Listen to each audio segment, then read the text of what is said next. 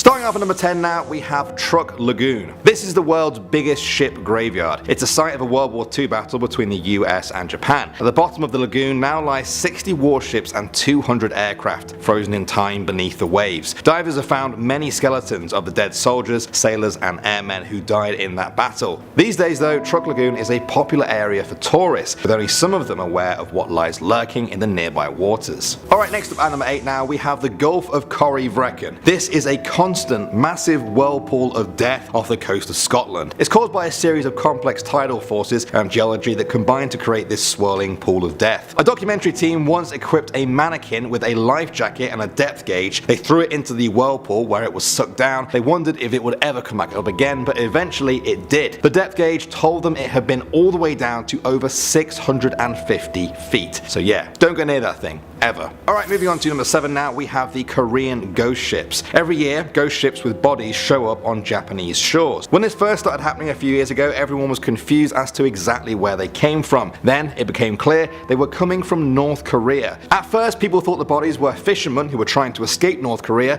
but when some ships were found with live crewmen, the men said they wanted to be taken back to North Korea. It turns out the ships are just old and keep being pulled out to sea with no GPS to get back. Okay, coming in at number 6 now, we have the Titanic. You guys may have heard of this ship before. The passenger liner sunk on its maiden voyage from the UK to the USA on April 15th, 1912, resulting in the deaths of over 1,500 people. For over 70 years, the location of the wreck was unknown, and then, in 1985, its remains were found on the seabed. Diving crews that have been there have returned with haunting pictures of this watery grave. It's drawn even more attention since the famous Titanic movie of 1997. Seeing these pictures are kind of disturbing for some people. It makes the whole thing feel a bit too real. Alright, next up at number 5 now, we have the Mariana Trench. This is the deepest point of the Earth's oceans. Its maximum known depth is 10,994 meters. That's over 36,000 feet. You'll notice that I said maximum known depth there. That's because scientists aren't even 100% sure how deep it really goes. Every decade the number seems to get revised. Experts were shocked to find creatures living in the trench. This was very surprising to them. They thought that life couldn't exist there because of the immense pressure.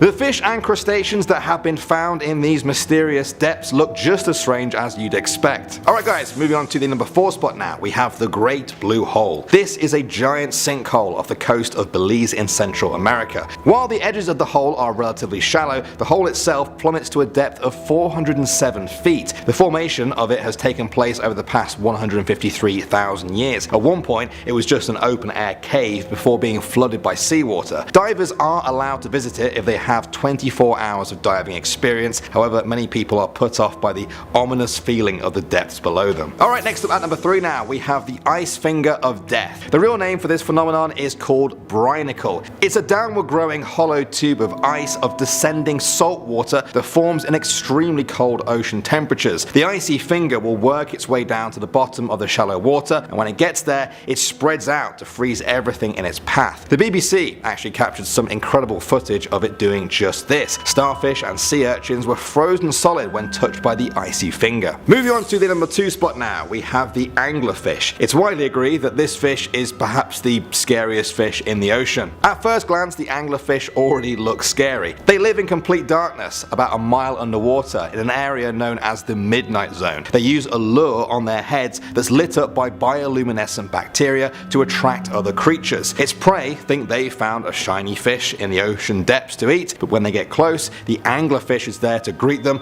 with a toothy mouth straight out of hell. And finally at number 1 now, we have Thonis Heracleion. This is the lost underwater city that was discovered in the early 2000s off the coast of Egypt. Until then, historians had only heard about it in ancient texts. They presumed it had been lost forever, or perhaps didn't even exist. They found incredible Egyptian relics there, including this 5.4 meter tall statue of the god Hapi. In these murky depths among the fishes, archaeologists have found gold coins, stone monuments and slabs with ancient text carved on them. They've been exploring the area ever since, but even today it's thought that 95% of this city lost in time is still yet to be discovered. Number 10, the frilled shark. This is one of the most stealthiest sharks in the sea. This shark is so stealthy that researchers believe that it had been extinct for 80 million years. Little did they know, it's just very good at hiding. The frilled shark is a deep sea dwelling creature that was rediscovered in 2015 when 2 Australian fishermen caught it in their net. Frilled sharks kind of look like an eel, a shark, and a hairbrush kind of had a baby. It has a long, slender body that slithers through the water in a very serpenty way. It earns its name due to the 6 gills it has on either side that fan out in an unusual way. But the really scary part is how many teeth they have. They have over 300 mini daggers in their mouth, angled backwards like hooks so they latch onto their prey like Velcro. It is one of the few creatures on Earth to be considered a living fossil because it happens to be the only one of its kind. It has no other relatives, which if you're someone who doesn't like their in-laws, not really a bad thing, I guess. Number 9. Massive amphipods. If you love jumbo shrimp, then oh boy, this would be a treat. Massive amphipods have been found in the trench. They kind of look like massive shrimp, which is a direct result of a phenomenon called giantism. The massive crustaceans can grow to over a foot long in the Challenger Deep, while the ones closest to the surface only reach about 3 centimeters. The reason they have gotten so large is a part of their strategy to help them survive the immense pressure of being a deep sea survivor. A group of molecules called a piezolite were found, and they help stabilize proteins against hydrostatic pressure. This helps them survive and could have a hand in helping them grow to be so large. Number 8. Glass amoebas. In order to live that far down into the ocean, there are going to be 3 main things that you'll have to overcome: lack of light, freezing temperatures, and a lot of pressure. Therefore, intense survival skills are required. Scientists were shocked to find Foraminifera, a kind of amoeba, surviving down in Mariana's Trench, but with some alterations. This kind of organism is found all over the world, but usually they build hard shells for themselves out of calcium carbonate. Down in the trench, the intense pressures dissolve these minerals, leading them to instead build a kind of glass house. They have adapted to use proteins, organic polymers, and even sand, which is made from silicon dioxide, which forms a kind of pressure-proof glass shell. A specific kind of Foraminifera called xenophyphores have taken this one step further and glue sand, casts of shells, and microbial skeletons to their feces, which essentially makes a pressure-proof shell to live in. Gotta do what you gotta do. Number 7. The barrel-eye fish. This fish looks like Pixar teamed up with Tim Burton and made this fish up. It looks like an animation floating in the water. Nothing makes sense. Someone once said to me that if you've thought about it, chances are someone's done it or that it exists. I imagine that's untrue for most things, but I've definitely thought about what it could be like to have a see-through body, and this fish brought that thought to life, so who knows. The barrel-eye fish has a head that is entirely see-through. It was originally presumed that they only had tunnel vision because any specimens collected would die before they reached the surface and their head would collapse. But now scientists are able to confirm that they actually rotate their eyes to look up through a fluid-filled shield, which is their head, to check out prey above them. They also have fins specifically adapted to allow the creature to hover frozen in place. Their eyes are also designed to capture light just enough to see silhouettes of their prey, so they have really incredible eyes. Weird. They look so pretty though. I like them. Number 6. Benthocodone. The thing that fascinates me the most about the creatures in the Marianas Trench is their size and appearance. Why? The water pressure at the bottom of the trench is about 8 tons per square inch, about 60,000 pounds per square inch. You'd think to be able to stand that pressure you'd have to be like Godzilla or something, but that's not the case. It's close to the exact opposite.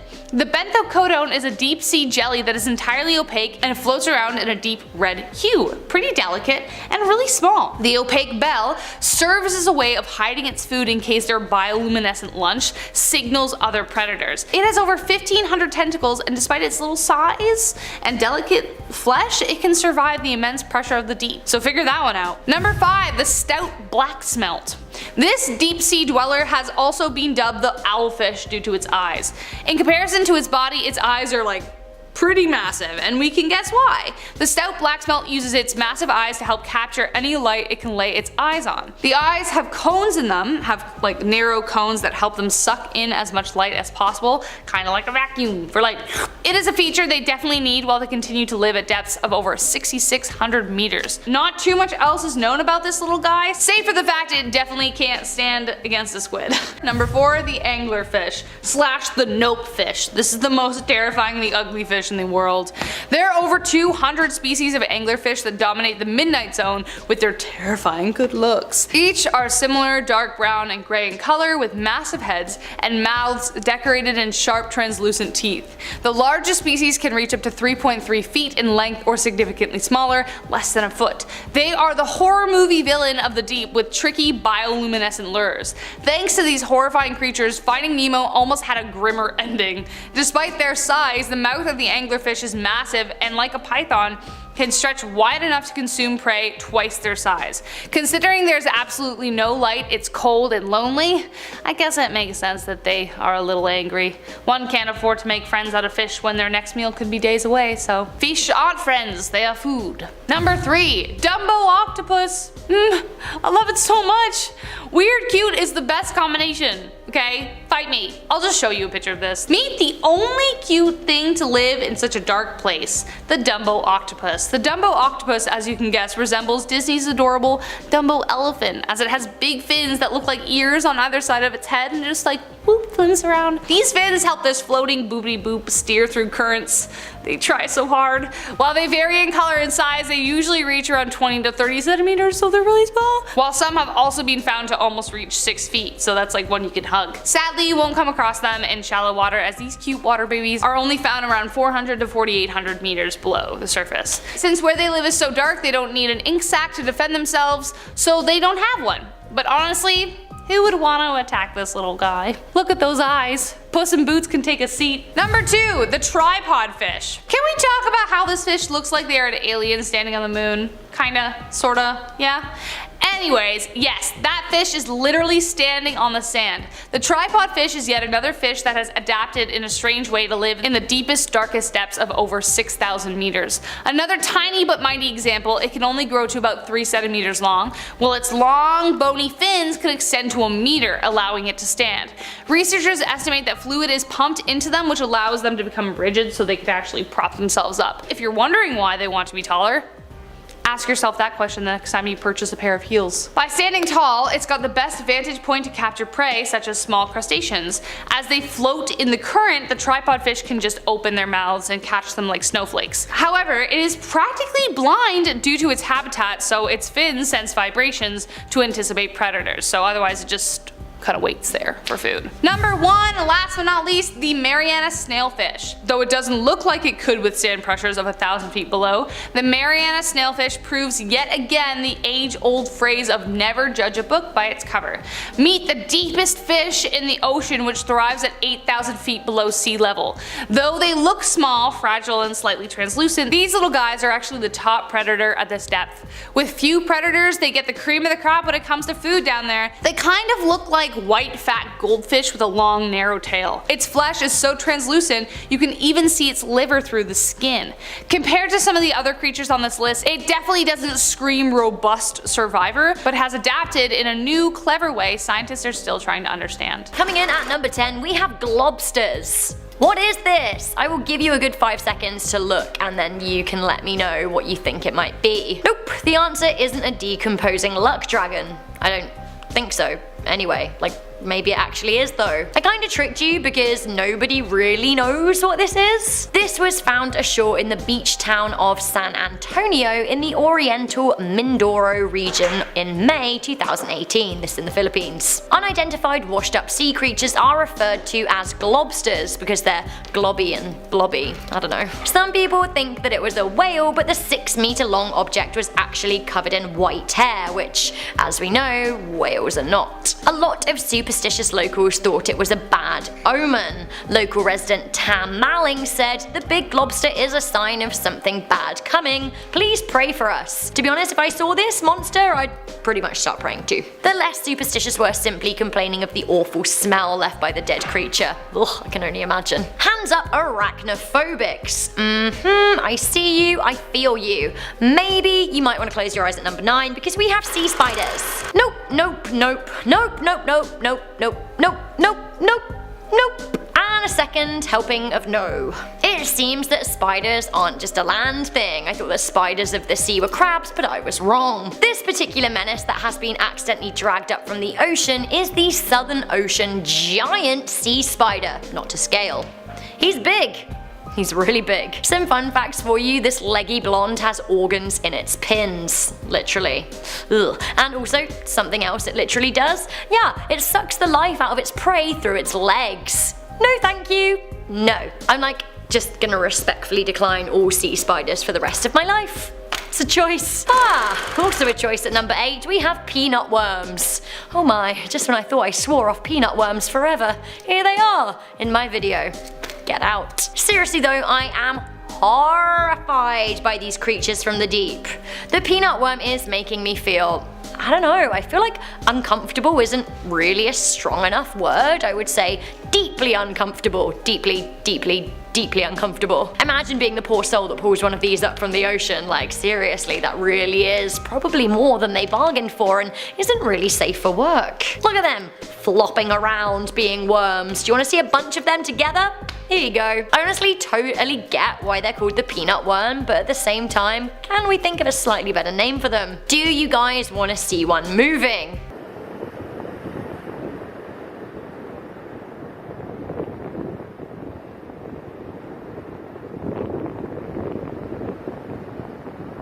Right, not so bad, right? Okay, I'm absolutely not here for this. Coming into number 7, we have the pelican eel. No, thank you, no. Like, does he or does he not look like a demon alien from the planet Gulp?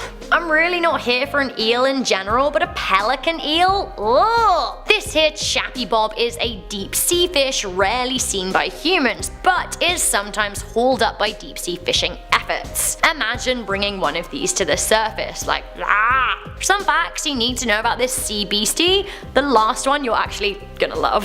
Firstly, it likes to whip its tail back and forth. Secondly, it can glow pink and red if it wants to. And thirdly, do you know what? I don't even really know how to explain it to you, so maybe I'm just gonna show it to you. Wait, what? What is that we are approaching here? Let's take a closer look. Oh, it can inflate. Cool. Great, said no one ever. Coming into number 6, we have this barnacle monster. I have to say barnacles are my absolute least favourite. You know in Pirates of the Caribbean when you meet Barnacle Bill? That's my literal nightmare monster. A barnacle on my face. Ah! So in the spirit of how much barnacles turn my stomach, I want to show you this utterly bizarre monster that washed up on a beach in New Zealand. News networks were dubbing this creature a monster, and it is easy to see why. So this is a boatload of gooseneck barnacles, and they're attached to something. They're long-necked barnacles and they certainly look weird. Do you want to see them up close?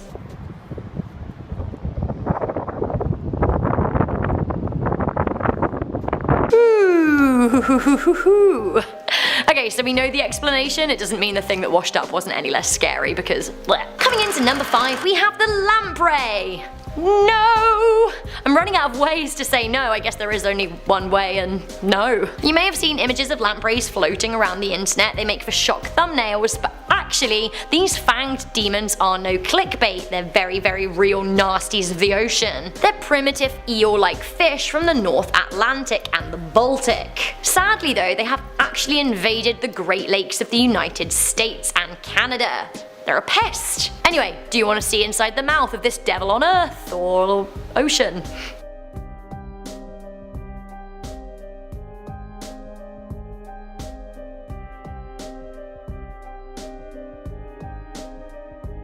Yep, they are terrifying. Just as terrifying as the thumbnails, right? How do they eat? Well, they are parasitic and they bore into flesh of their prey, sucking their blood dry. Brilliant! Ho-ho! Coming into number 4, we have the anglerfish. Nope. Do you want to see a lovely picture to brighten up your day? Of course you do! Let me show you. Wait, what? No! That happy fisherman has dragged up an anglerfish from the ocean, and these are, I mean, gross, right? Horrifying. Do you want to see what it looks like when it hasn't been bested by a pesky human? You got it. Here it is. And another? Lovely! That is a female. But do you want to know what happens with the males? Do you want to know how they breed? Basically, the males are much smaller and they're parasites. They attach themselves to the back of the female and then they impregnate her without her noticing. Aha! Once he is attached to her, he basically dissolves into her body. Nature.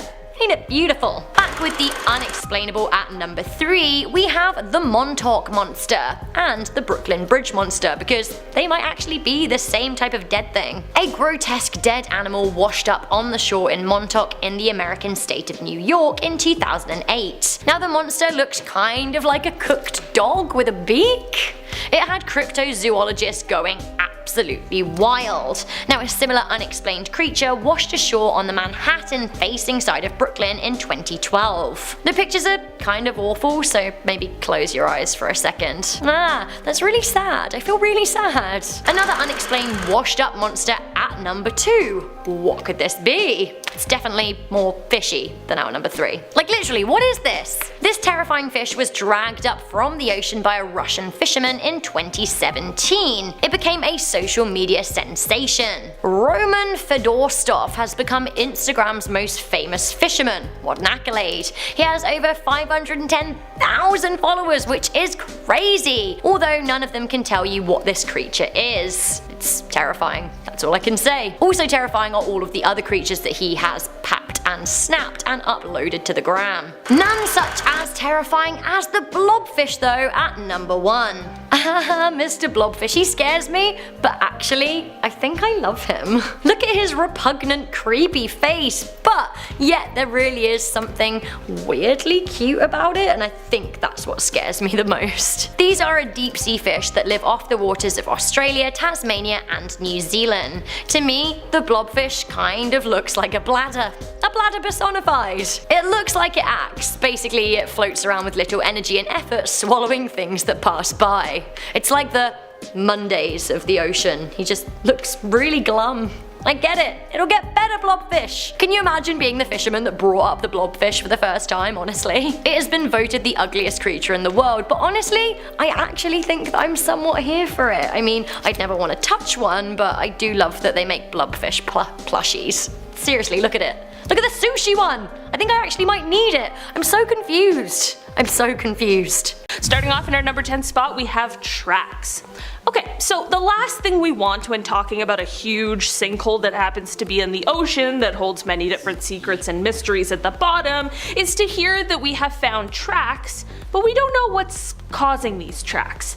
In December of 2018, a team of explorers and scientists decided to finally take a trip down to the bottom to see all there is to find at the bottom of the Great Blue Hole. We'll talk about this expedition a lot today, so remember it.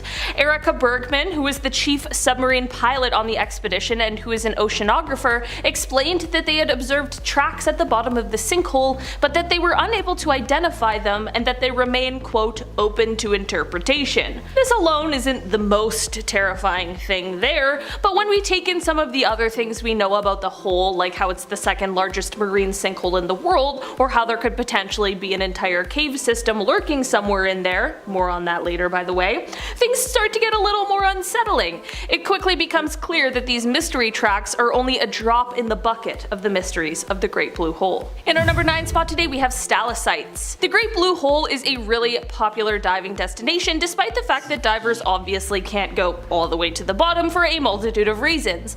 When diving here you definitely need quite a bit of experience beforehand, and for those lucky ones who have done the work, they might be able to get just deep enough to see the incredible stalactites this sinkhole holds. While these are gorgeous to look at, they are part of the reason that we know some of the most ancient history behind this place at all. Stalactites are only formed when water is dripping down stone. This gave scientists the insight they needed to realize that this wasn't always a place that was submerged in water.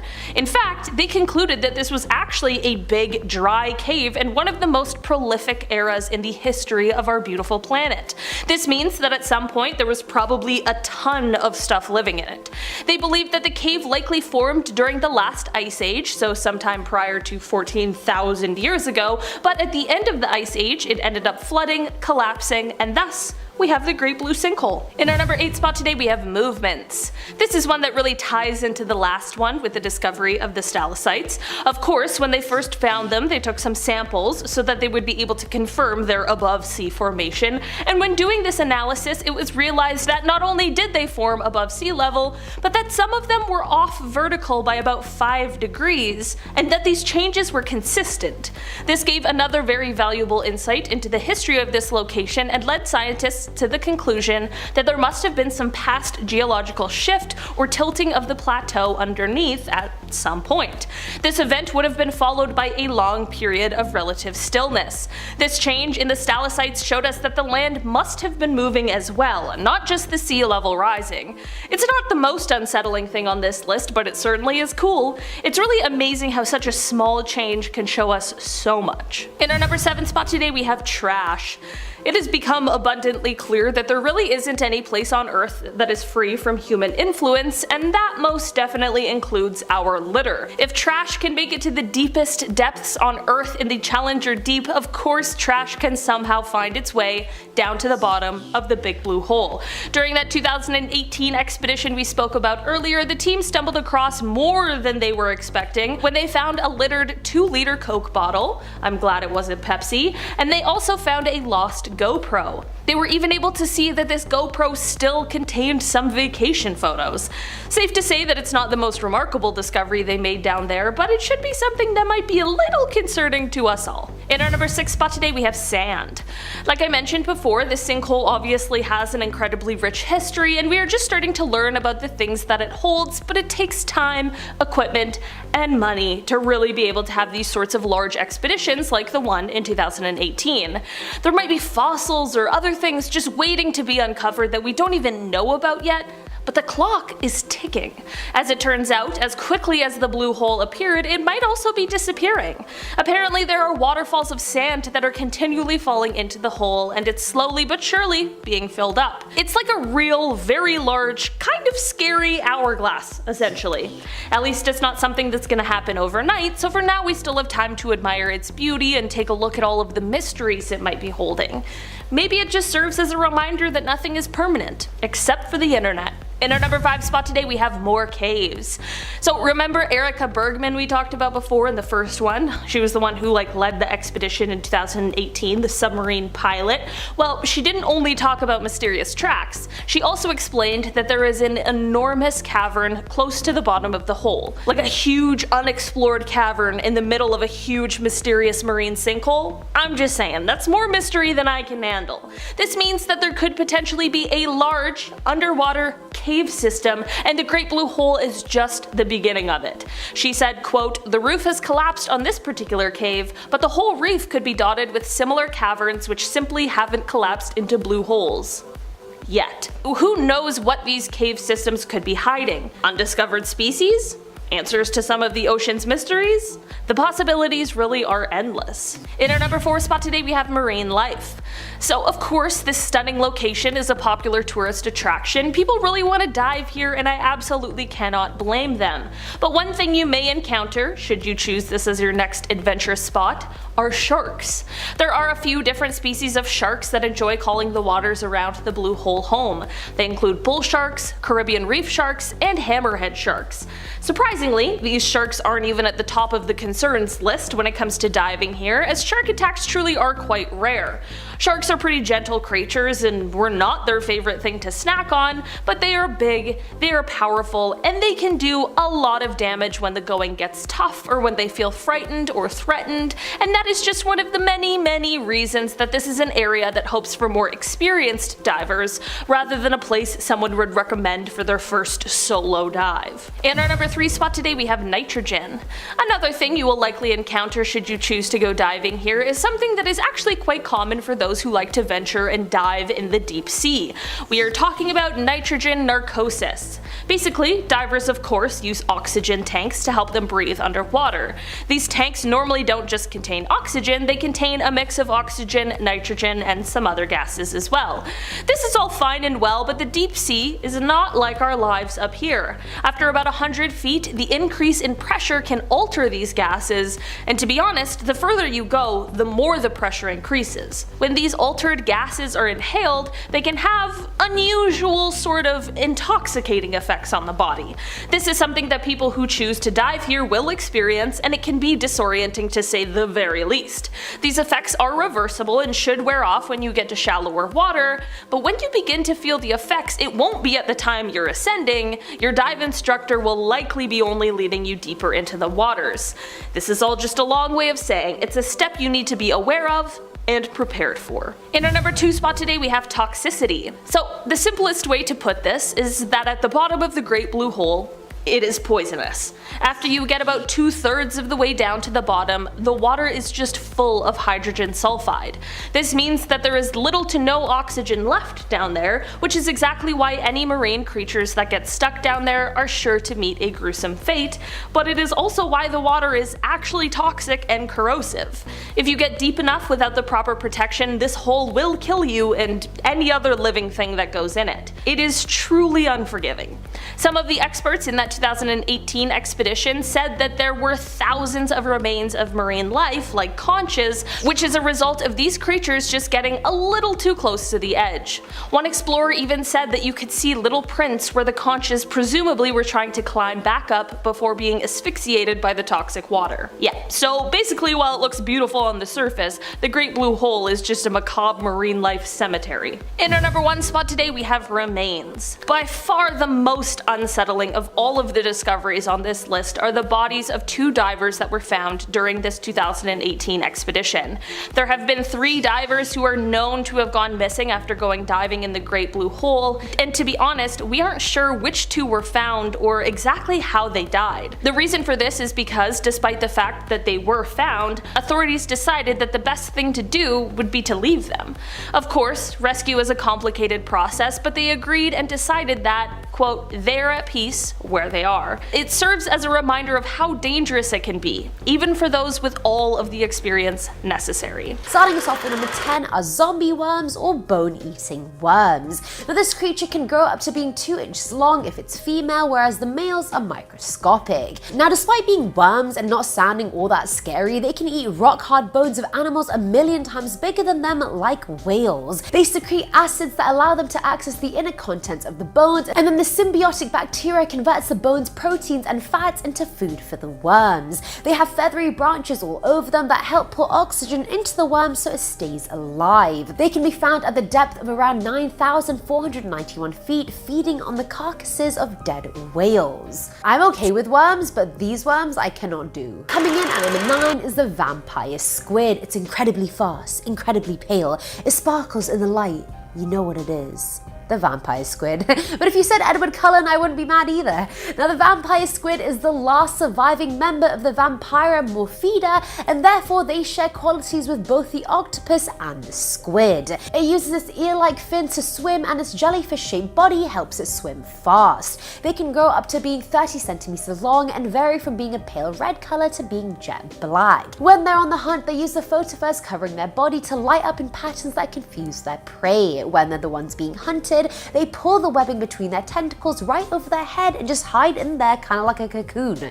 Kind of like I do when I'm having a depressive episode, just in my cocoon. At number 8 we have the deep sea hatchetfish. Now I don't ever use the term fugly because I think it's so rude, but this sour-faced looking fish is actually fugly. The hatchetfish is quite small. They only go up to 3 to 12 centimeters long, which is actually nothing. Hence, as you can imagine, they're quite an easy prey. Despite being disadvantaged by their size, their camouflaging techniques makes them basically invisible to predators. They produce light from their stomach, making them bioluminescent. They control how much light they emit by how much light is in the water at the time. If you reveal your silhouette, then it's game over, so they try and match the light levels in the water so they remain hidden. They can be found anywhere between 50 meters below the surface to 1,500. Filling our number 7 slot is the ping pong tree sponge, aka the chondrocladia. Honestly, when I first saw a picture of this sponge, I thought it was a bunch of balloons on a stick. But I mean, I refuse to judge the creature by its name or its balloon-like structure, so let's get into it.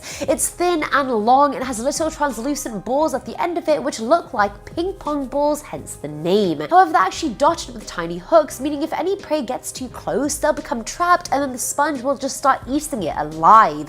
It is legitimately a flesh-eating sponge that's found 2,700 meters under the surface. Now, at number 6 is the Dumbo octopus, scientifically known as the Grimpotethys. Now, from the name, you can probably guess that this creature kind of looks like Disney's Dumbo the elephant. It has floppy ears on the side, deep-set eyes, and 8 short, tiny tentacles, and honestly, it's quite cute. I wouldn't mind finding that if I was deep underwater. However, you guys know me, I'll never be deep underwater. It can be found at least 9,800 meters deep in the trench, and I kinda want to hug it.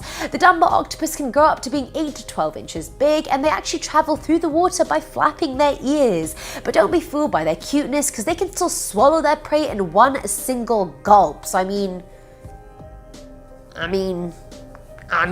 coming in at number 5 is the frilled shark. Now, you guys know how I feel about sharks. I refuse to look at them. I don't even want to think about them. I really wouldn't mind if they went extinct, but that's just me. Now, the frilled shark is one of the ugliest variations of the mammal that I have ever seen. They have a snake-like body, but they sort of look like eels and boast a set of 300 teeth, which is insane. Despite living so deep, at least 5,000 meters below the surface, the frilled shark was actually one of the first deep-sea creatures to ever be discovered. I don't know how, since they're so deep and frankly terrifying, but facts are facts. The name is inspired by the creature's frilled gills. They've been dubbed a living fossil, so they have very primitive looking features, and honestly, when you look at it, you'll know what I mean. The thing looks like it's been alive for 1,000,000 years, and it's on its last breath, and hopefully, for my sake, I hope it is. Mic drop. At number 4 is the deep sea dragonfish. I feel like the deeper the creatures are, the uglier they get. Like, why is that the rule of this video? The dragonfish has oversized teeth, slippery skin that looks like an eel's, and a hideous face. Reaching up to 6 inches long, they can be found between 700 to 6,000 feet below the surface and are known as an assassin. Like most deep sea creatures, the dragonfish is bioluminescent and not only uses it to hide from its predator and prey, it also glows in order to communicate with its own kind. They're ugly because they have this whisker-like lighted barbell coming out from its lower jaw that other fish think is a meal, so they just come closer and closer thinking they're gonna get their lunch, and they're not. You know why? Because it's a trap.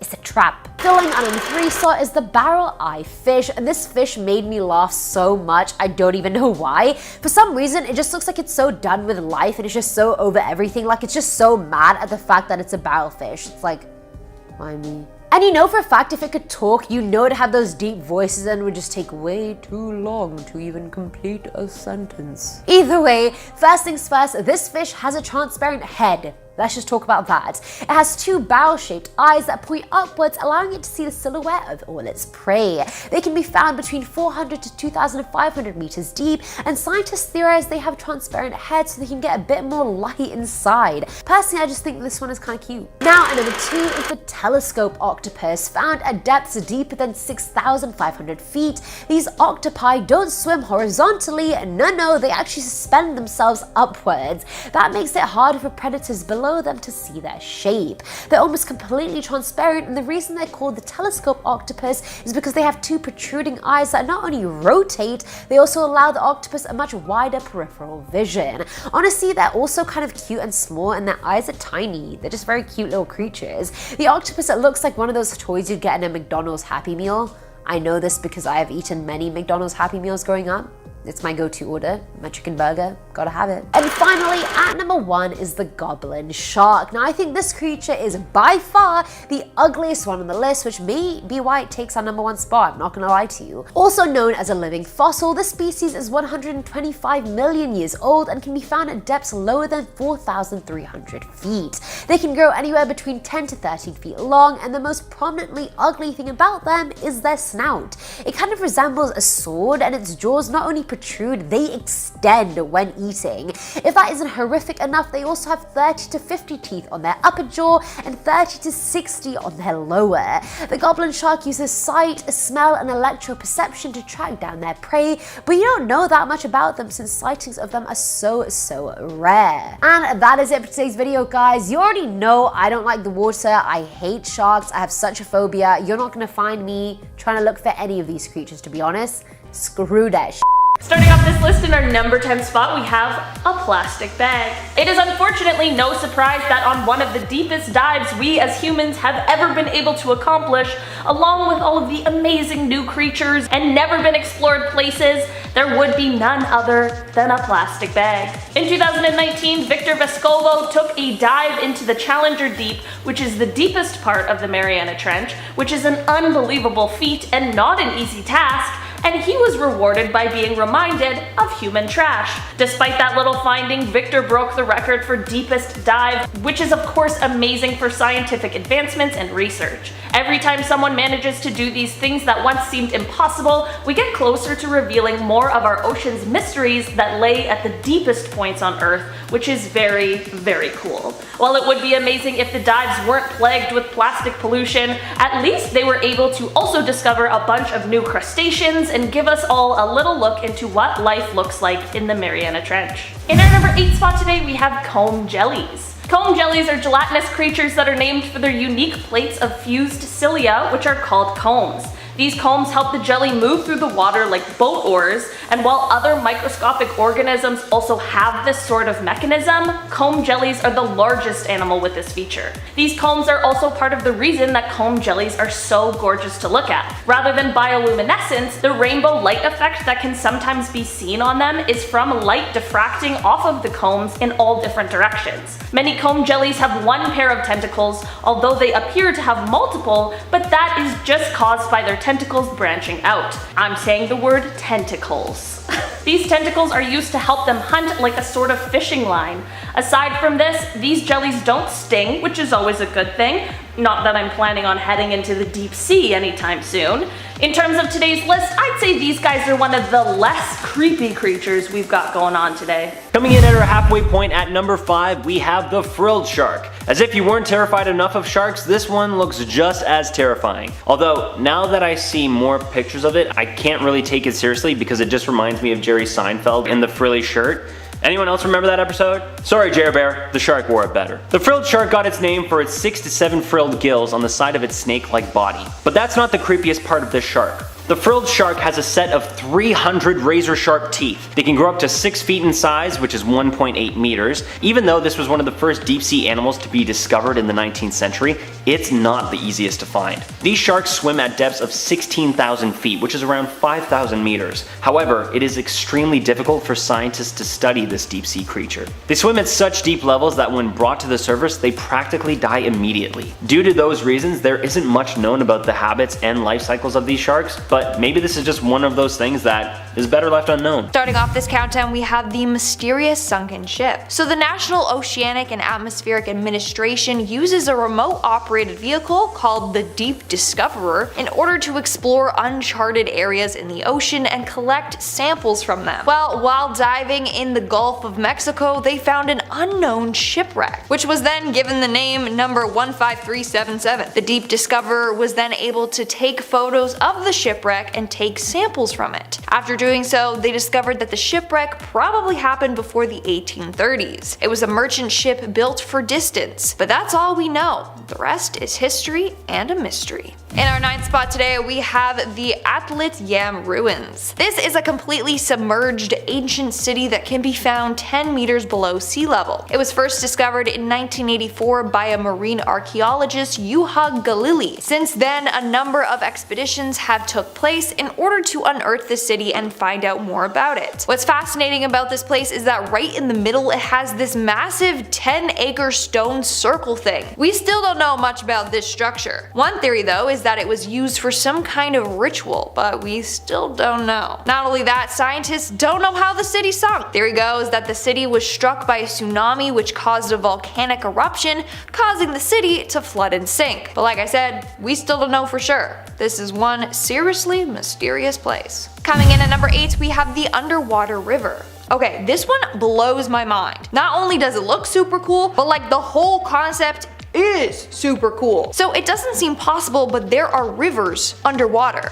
Like straight up, a flowing river beneath all the ocean water. There's even trees growing alongside the shores. How on earth is this possible? Like, how can there be two different batches of water underwater? It just blows my mind, and it's been a huge mystery to scientists for years. Moving on to number 7, we have the mysterious purple orb. Located deep under the sea near the Channel Islands, marine scientists discovered a glowing purple orb. This is something that they have never seen before. They were left completely baffled. Theories range from some kind of egg to fungi to a type of sea slug to even a type of jellyfish or a tiny octopus. They just have no clue. And whatever it is, it hasn't been identified yet. But it is beautiful. That's for sure. Whatever it is. Moving on at number 6, we have the world's oldest city. Back in 2001, the remains of an ancient city were found at the bottom of the ocean off the coast of India. In fact, it was found by complete accident. The divers ended up finding pieces of sculptures, human remains, artwork, and wooden furniture. A piece of wood from the furniture dates back to at least 9,000 plus years ago. Now, this was a huge breakthrough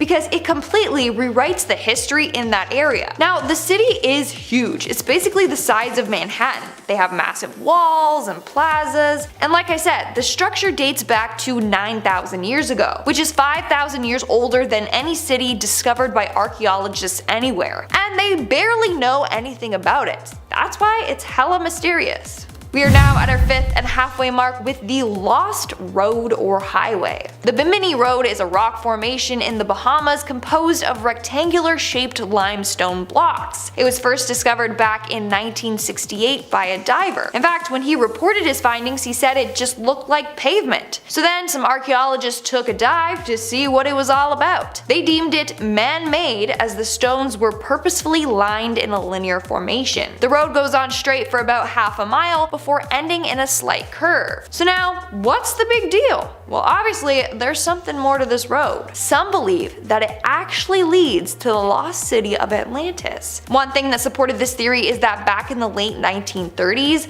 Prophet Edgar Cayce said that the discovery of a road will lead to Atlantis. He said that it will be discovered in 1968 or 1969. So when this road was discovered in 1968, people were flipping out, being like, this is it, it leads to Atlantis. But we still haven't found Atlantis, so nice. In our 4th spot today, we have the volcanic underwater activity. Volcanic activity underwater seems impossible, but alas, it is not. Let's take a look at Loki's castle in the Arctic Ocean. The volcanic activity found here was discovered in 2008 by researchers from the University of Bergen in Norway. They found a field of 5 active hydrothermal vents between Norway and Greenland. It's quite fascinating, and research is still going on to better understand all this. Like I said, the world is just one big mystery, and count how many times I said mystery or mysterious in this video and let me know in the comments below. I feel like it's a lot. Moving on at number 3, we have the 60,000 ton stone structure. Located in the Sea of Galilee lies a weird cone-shaped stone structure that weighs 60,000 tons. It was first discovered in 2003 by a team of researchers doing a sonar survey of the sea. When they found it, they sent divers down there to check it out. That's when they found a very odd and massive structure. It's said to be nearly 10 meters high and 70 meters wide. Now, there's a lot of theories about this structure. One is that it was made to mark a grave. 2, it was made on land, but then it got submerged after sea levels rose.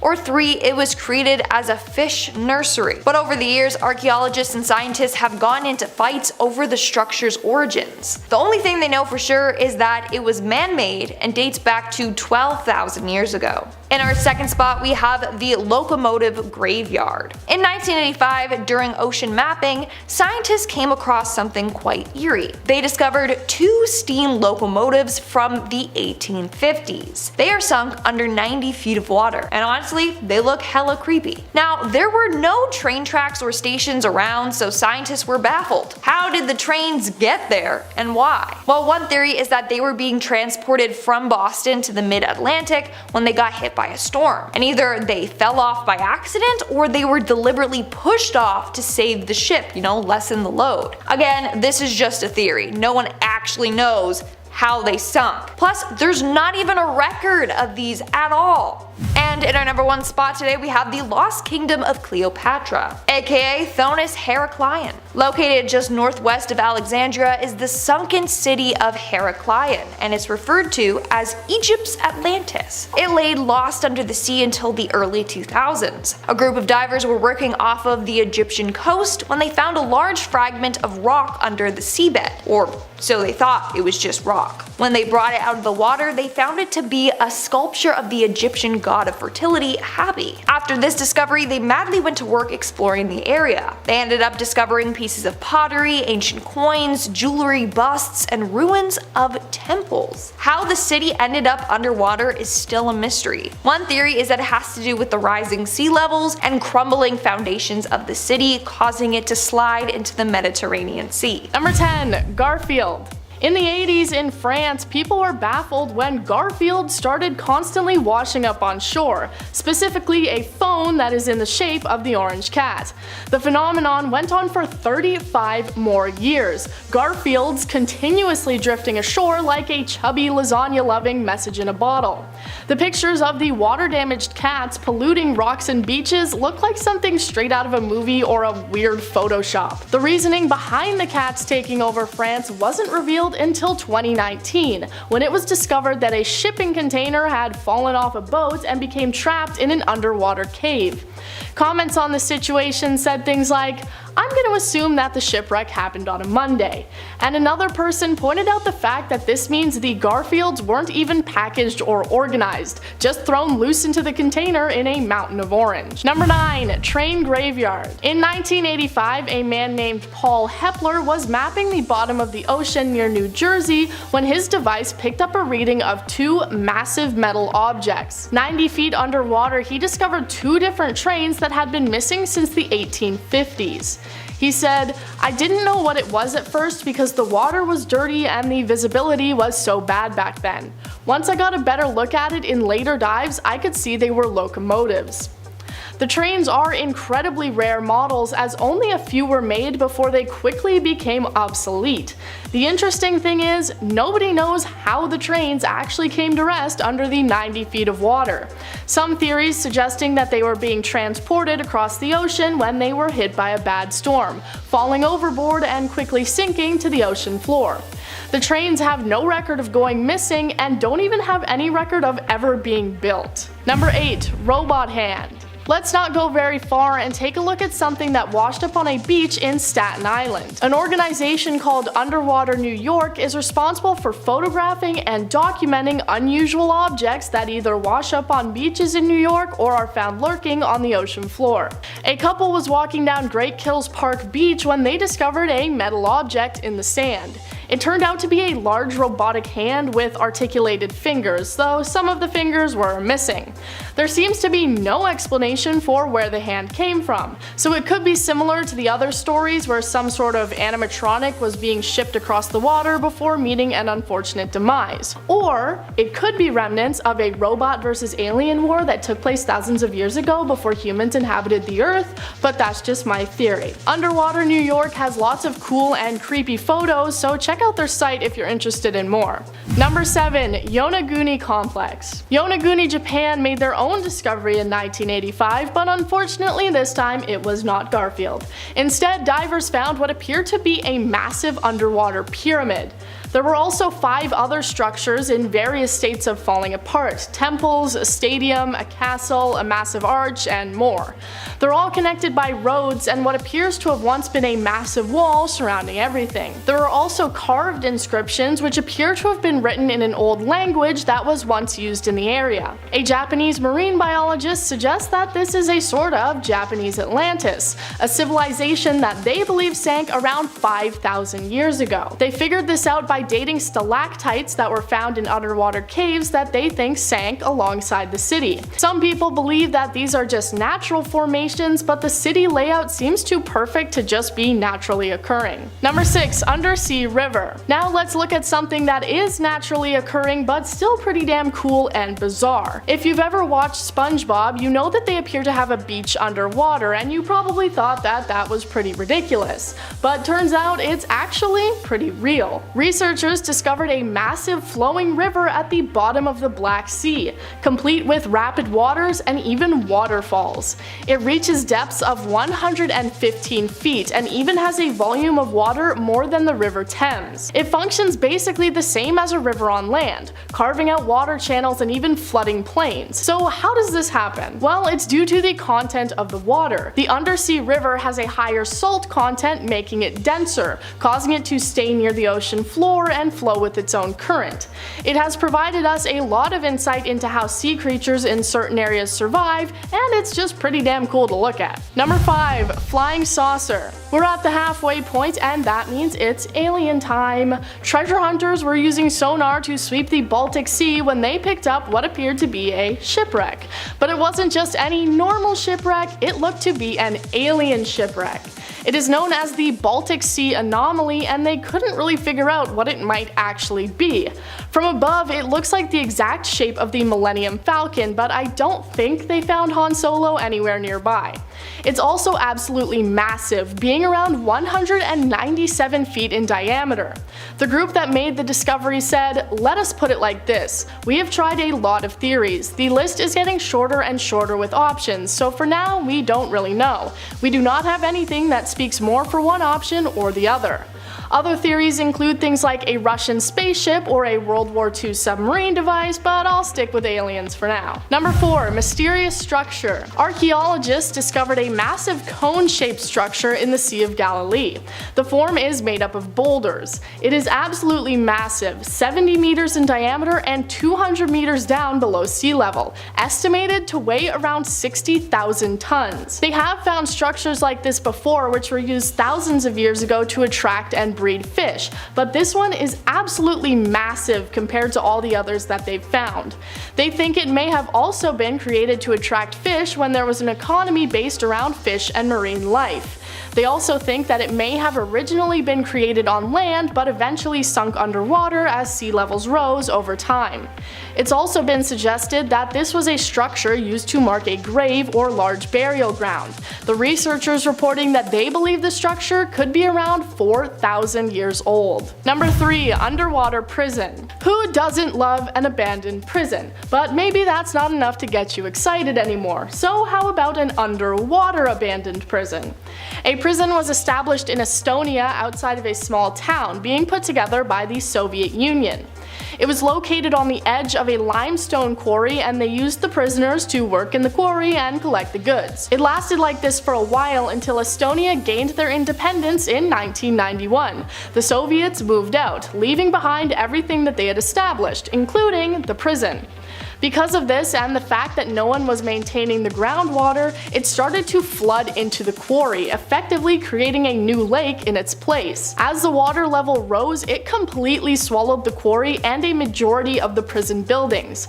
Only a small part of the prison is still visible above the water, and it's now become a very popular spot for divers. Number 2. Rubber ducks. 30 years ago, almost 30,000 rubber ducks took a trip around the world, and they didn't even have to pay for a cruise ticket. Similarly to the Garfield phones, the bath toys were being transported from China to the United States in a shipping container. But unfortunately, the container fell into the water and opened up, releasing 28,800 rubber ducks into the sea. They followed the currents and ended up in many different destinations across the world, being reported in places like Hawaii, the United Kingdom, and South Africa. Many different people went in search of the ducks in hopes to both find and track their journeys, and one such person even wrote a book about it titled Moby Duck. While a paddling of bright yellow ducks in the middle of the ocean is pretty fun to look at, it gets stomped on by the massive conversation about pollution and plastics in our waters. Number 1. Underwater spiders. Now let's end it off with something creepy and disgusting and just horrible to think about. At least for me anyways. 250 years ago, explorers first encountered the scuba spider, a spider that actually lives underwater. They do this by trapping air bubbles in their web, using it like a fish gill. When scientists captured 12 of these spiders to study them, they discovered that the creature can breathe underwater for over 24 hours, able to hide itself away from both predators and prey. An entomologist said, "It shows how amazing and versatile spiders can be, and I honestly wish spiders would just be a little less amazing and versatile." So next time you're in the ocean and get frightened by a piece of seaweed brushing your leg, don't panic. It's probably not seaweed, just a spider. Number 10. Hagfish. These creatures are absolutely disgusting. I cannot even tell you. Hagfish are eel-shaped, slime-producing marine fish. They are the only known living animals that have a skull but no vertebral column and are jawless. All living hagfish remain similar to hagfish from around 300 million years ago, aka they are very old. These creatures consume the decaying carcasses of other sea creatures by burrowing into them with tooth-like structures. They're also known as slime eels because of the goop their bodies produce to ward off predators. Scientists estimate that there are 76 species of hagfish, which can grow up to be 16 and 40 inches long. Some live as deep as 5,600 feet below the water's surface, and thank God, because I would never want to come face to face with one. Number 9. Giant underwater pyramids. Off the coast of Portugal in the Atlantic Ocean is an anomaly that experts have been unable to fully understand or explain. Picked up by oceanic GPS technology, measurements of a structure were found, leading researchers to believe that 2 giant pyramids of ancient times sit underwater thousands of feet below the surface. The GPS data received back has the structures with a base of 8,000 square feet and about 150 feet tall, making these pyramids pretty giant in size. But there's very little explanation into their existence, leaving it all up entirely to speculation. The pyramid has been underwater for about 20,000 years, and considering this is around the time the last ice age, where glaciation was melting from its peak, whatever civilization, human or not, was around before the ice age could be responsible for building the pyramids. While the Portuguese Navy still hasn't determined its origins, many might question why this hadn't been first reported sooner than late 2012. That is suspicious and also scary. Number 8. The Mariana Trench. In the western Pacific Ocean, you will find the deepest part of the sea. The Mariana Trench is deeper than the height of Mount Everest, 43 miles wide, and a massive 1,580 miles long, which is 5 times longer than the Grand Canyon. A certified US national monument, only small areas of the Mariana Trench have been explored. James Cameron reached the bottom in the submersible vessel Deep Sea Challenger in 2012, with the last successful attempt to search the ocean floor coming in 2020, when the Chinese submersible Fenduji made it all the way down. Several new species of underwater creatures have been discovered in the Mariana Trench, with most living on the surface of the ocean floor, including a type of sea cucumber. Explorers will find themselves in total darkness as they continue to understand what else lies in the deepest parts of the ocean and how marine life manages to survive. Number 7. Frilled shark. Lurking in the deep waters is the frilled shark. With its grisly appearance, the frilled shark is an example of a living fossil, an extant animal whose appearance has not evolved much through the millennia. The term can also apply to creatures that have few or no close living surviving relatives. What's most unusual about this prehistoric looking predator, which is endemic to the Atlantic and Pacific Oceans, is the way it reproduces. In other mammal species, embryos are nourished via a placenta. However, frilled shark embryos obtain energy from yolk sacs, and mothers only give birth once their offspring are capable of surviving on their own. Growing up to 7 feet long, frilled sharks primarily prey on squid. They're also known to feed on fish and even other sharks, and this shark looks absolutely terrifying though, so I would not want to get in its way. Number 6. Eel garden. Again,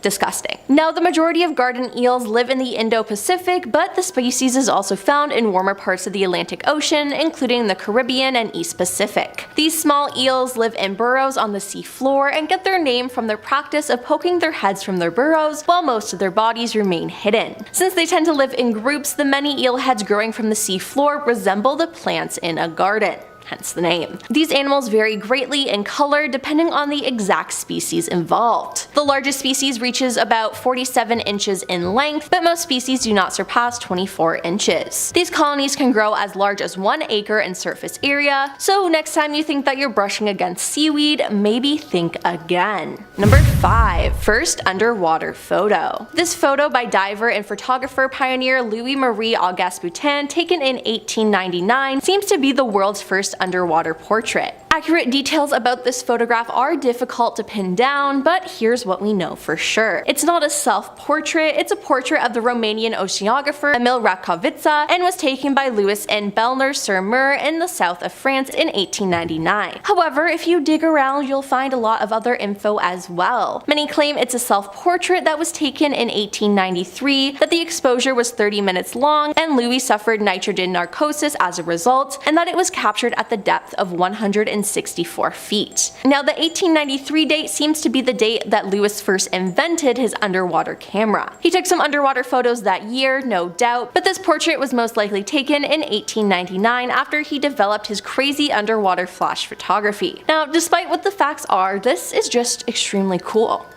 Number 4. Point Nemo. Point Nemo refers to the area of the South Pacific Ocean, around 34 times larger than France, in which marine life is thought to have hardly evolved. Its remoteness and weak ocean currents meant that there are not enough nutrients in the water for more developed, larger wildlife to survive. Now, to picture how just large this zone is, you need to know that the nearest lands to Point Nemo are 2,700 kilometers away. The closest humans to Point Nemo don't actually travel by boat, they are the astronauts in the International Space Station, who fly just under 400 kilometers above the zone. But that's not all. Space agencies are very familiar with Point Nemo. They use it when calculating the trajectory of re-entry during their deorbiting process. It is where decommissioned spacecrafts go to die. For example, when the Russian space station Mir was decommissioned, the oceanic pole of inaccessibility, aka Point Nemo, was chosen as the spot for it to crash to land to ensure the debris generated by its re-entry into Earth's atmosphere didn't cause damage on land. As a result, a spacecraft cemetery has been created over the years around Point Nemo. NASA favors it for its final resting place of the International Space Station, which must be dismantled or reconfigured in 2024, but the US agency also plans to dump the space telescopes currently spearheading space-based astronomy in the region of the South Pacific. Number 3. Titanic.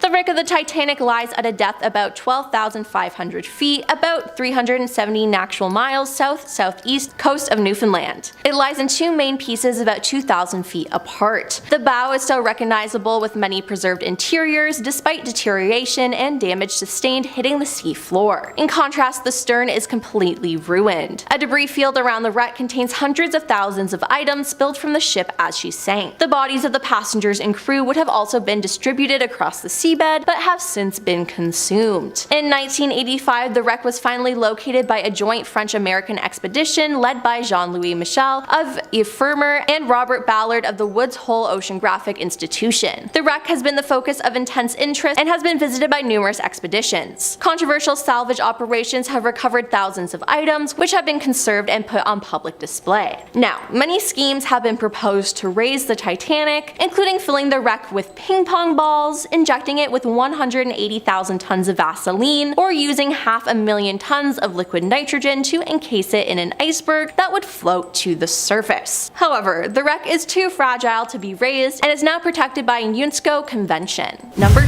2. The Arch in the Blue Hole. The Blue Hole is a submarine sinkhole with a maximum depth within the hole of just over 328 feet. There is a shallow opening to the sea around 20 feet deep known as the Saddle, and an 85 feet long tunnel known as the Arch, whose ceiling is at a depth of 181 feet and whose bottom falls away as it reaches the seaward slide to about 394 feet. On the seaward side of the floor, it drops steeply to over 3,300 feet. Now, the Blue Hole is possible for free diving because of the depth directly accessible from shore and the lack of current, but this famous dive site is said to have the most diver fatalities in the world. The Blue Hole itself is no more dangerous than any other Red Sea dive dive site, but diving through the arch, a submerged tunnel, is an extreme dive that has resulted in many accidents and fatalities. The number of blue hole fatalities is not accurately recorded, but one source estimates 130 divers died during the 15-year period from 1997 to 2012, averaging over 8 per year, and another claims as many as 200. The arc represents little problem for suitability, equipped and competent technical divers. The main challenge is gas management because any delays or errors at this depth,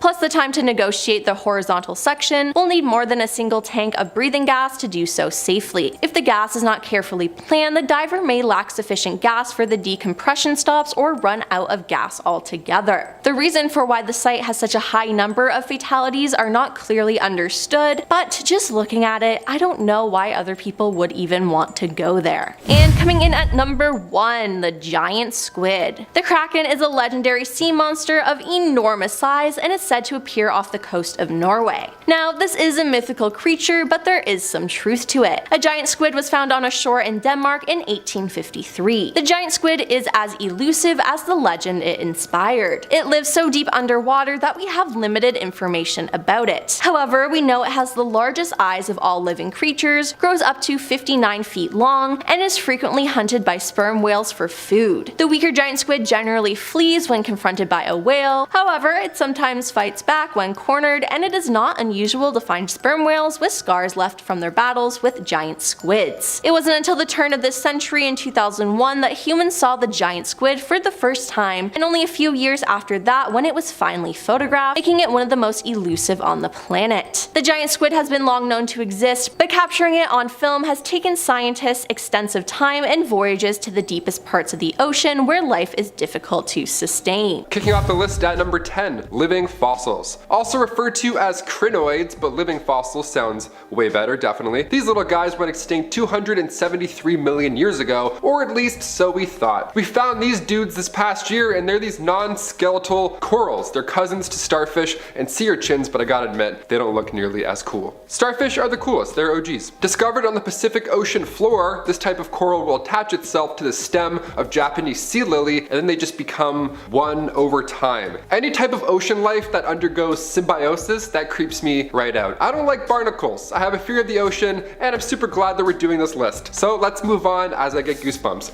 I hate this. Thalassophobia, I think, is like a fear of deep water. I have that. I also have a fear of shallow water. I can't swim. Number 9, Chuuk Lagoon. This lagoon was Japan's main base during the war, but come 1944, the United States launched an attack, what some deem is Japan's Pearl Harbor, where 60 ships were sunk and around 250 planes went down. So for 70 years, there's been a massive graveyard sitting in the Pacific, and it wasn't until recently where we got a good look at these haunting artifacts. A photographer by the name of Super Jolly went down and did the dirty work for us. He called this shoot one of the scariest dives he's ever done in his entire life. They described the atmosphere filled with human skulls, gas masks, and bullets as haunting. Yeah, you don't say. Nobody was expecting these artifacts to be that well preserved after all this time. That's the terrifying thing here. Photos are even still intact. You can see people's family members just sitting at the bottom. How sad is that? It's a haunting reminder of naval warfare, and also humans mostly suck. Number 8, MV Derbyshire. This ship was twice the size of the Titanic, but James Cameron didn't make a movie about it, so let me fill you in with less of a budget. MV Derbyshire was the biggest British registered merchant ship of all time to go down. That's an odd brag, but hear me out. She was assembled in 1976 but lost in 1980 en route from Canada to Japan. A Mayday distress call was never issued, and it was following proper ocean routes with weather routing companies, so they were doing all the right things. What happened? September 15th, 1980, a search began for the missing ship and crew, but 6 days later, the search was called off. Nothing was found. The ship was declared lost. The sister ship of the Derbyshire ended up sinking as well later on in 1986 due to deck cracking, so the families urged officials to search again for answers. Come 1994, the Derbyshire was found. Number 7, Garbage Island. There's a lot of treasure in the sea, but there's also lots of garbage because humans suck.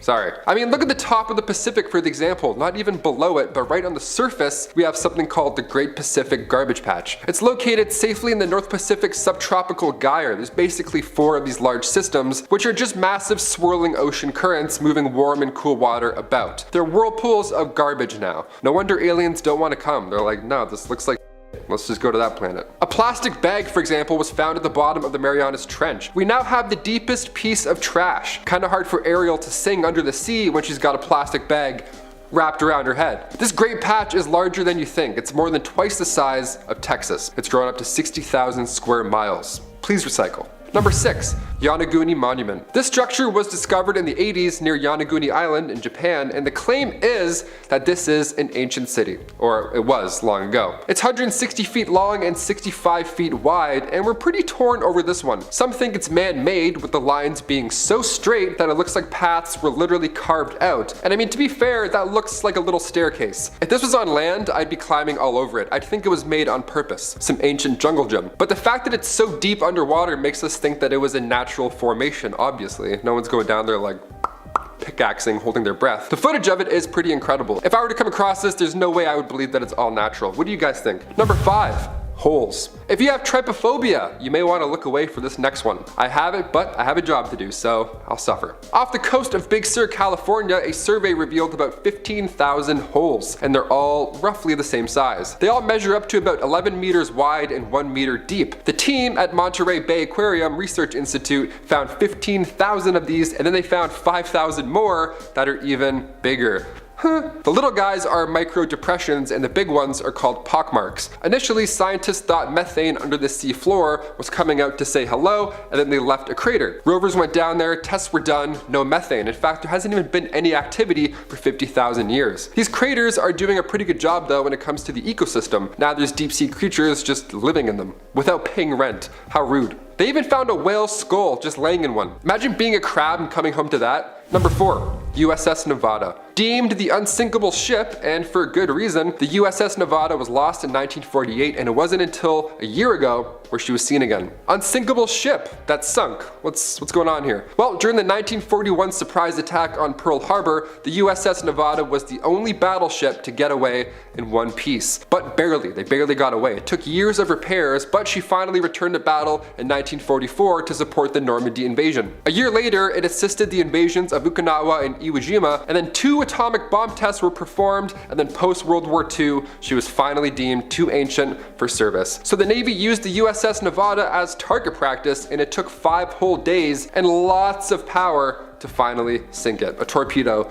was the final strike. And after it sank, the Navy wasn't really sure where exactly it would end up. It was more than 15,000 feet below the surface, so it could have gone literally anywhere. Hence why we can't find anything else on this list. You get it. Cut to last year, May 2020, a joint expedition by Ocean Infinity and Search Inc., led by Dr. James Delgado, found her. Just 65 nautical miles southwest of Pearl Harbor. Took a little while, but we gotcha. Number 3. Amelia Earhart. Yeah, you heard me, Amelia Earhart. The first woman to fly across the Atlantic, was well on her way to setting even more groundbreaking records, but her plane tragically disappeared somewhere over the Pacific in 1937. It's since been a great mystery where the final resting place of Amelia Earhart is, but we may have actually found her remains back in 1940 on the Pacific island of Nikumaroro. The initial examination of these remains were reported to be that of a man. That was the general idea in 1941, but come 2018, however, we now have a different idea. Science got better, our ideas got smarter. Researcher Richard Johns took another look at these lost remains, and since those days we've learned more about Amelia Earhart. Photos have surfaced since, so now he's comparing the bone measurements to her body type, and they're actually pretty sure that that's our missing aviator, and that we had her the whole time and we just didn't know. Number 2. The Dragon's Triangle. The Dragon's Triangle is located in the Pacific, obviously, as are most of these, and it's like the evil sister of the Bermuda Triangle, and just like that triangle, this one also takes the blame for disappearing ships and planes, and apparently UFOs are flying about. Of course. It's referred to as the Devil's Sea. These names are so scary sounding. Like, I don't know, change the names and maybe it won't be spooky anymore. Just an idea. There have been UFO sightings, magnetic anomalies, planes and ships vanish. In 1945, for example, a Mitsubishi A6M0 went missing and the pilot's distress call said the sky is opening up. Then they disappeared. 1955, a Japanese ship named the Shinyo Maru lost radio contact, and it didn't take long for the New York Times to coin the term the Devil's Sea. All these spooky triangles, are ocean currents to blame, or is there something truly paranormal about the Devil's Triangle? Let us know in the comments down below. See Illuminati confirmed. And finally, number 1, crop circles. We'll finish this list off with a cute one, I guess, although I'm arguing this is still pretty terrifying. Crop circles on the ocean floor, aliens confirmed. They were first spotted back in 1995 off the southern coast of Japan, and for 16 years these things were blowing the minds of divers. Nobody knew where they were coming from. They would just be there one week and then gone the next. Tiny aliens or tiny pufferfish. That's right, in 2011 one of these dudes got caught in 4K, and it's one of the weirdest but most cute things I've ever seen. These male pufferfish, they try and lure in the ladies by making art. Yeah, some birds dance like crazy with their weird mouth looking wing things. Some fish make art, I don't know, deal with it. Animals are... The thing that baffles me, concerns me if anything, is that the pufferfish uses a shell, like he uses a tool to carve out his emotions.